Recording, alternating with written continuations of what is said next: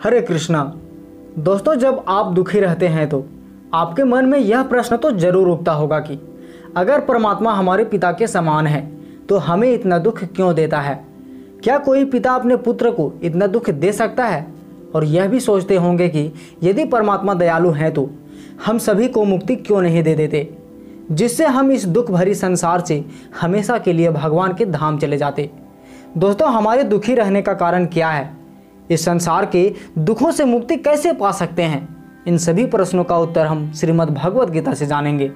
पर उससे पहले सुनते हैं एक छोटी सी कहानी। दोस्तों, एक गांव में एक ऐसा लड़का था जो हमेशा किसी कारण से दुखी रहता था। एक दिन वह लड़का अपने गुरु के पास गया और बोला, गुरुदेव, दुख से छूटने का कोई उपाय बताइए। शिष्य ने थोड़े शब्दों में बड़ा प्रश्न किया था। दुखों की दुनिया में जीना, लेकिन उसी से मुक्ति का उपाय भी ढूंढना बहुत ही मुश्किल प्रश्न था। गुरु ने कहा, एक काम करो, जो आदमी सबसे सुखी है उसके पहने हुए जूते लाओ, फिर मैं तुम्हें दुख से छूटने का उपाय बता दूंगा। शिष्य सुखी आदमी को ढूंढने के लिए चला गया और एक घर में जाकर पूछा, भाई तुम तो बहुत सुखी लगते हो, अपने जूते सिर्फ आज के लिए मुझे दे दो। तब उस व्यक्ति ने कहा, कमाल करते हो भाई, मेरा पड़ोसी इतना बदमाश है कि क्या कहूँ।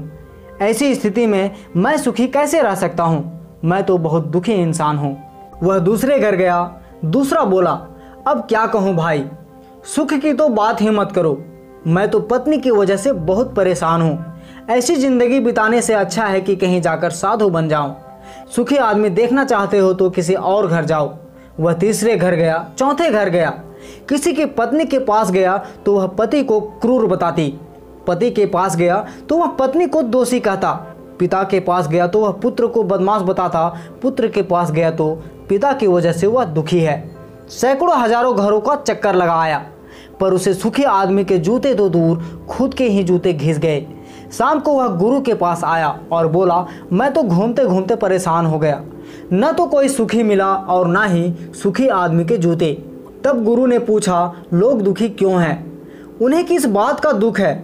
तब उसने कहा, किसी का पड़ोसी खराब है, कोई पत्नी से परेशान है, कोई पति से दुखी है, तो कोई पुत्र से परेशान है।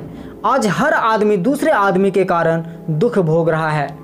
तब गुरु ने बताया सुख का सूत्र, दूसरों की ओर नहीं बल्कि अपनी ओर देखो, खुद में झांको, खुद की काबिलियत पर गौर करो, दूसरों को देखकर अपने रास्ते मत बदलो, खुद की सुनो, खुद को देखो, यही सुख का सूत्र है।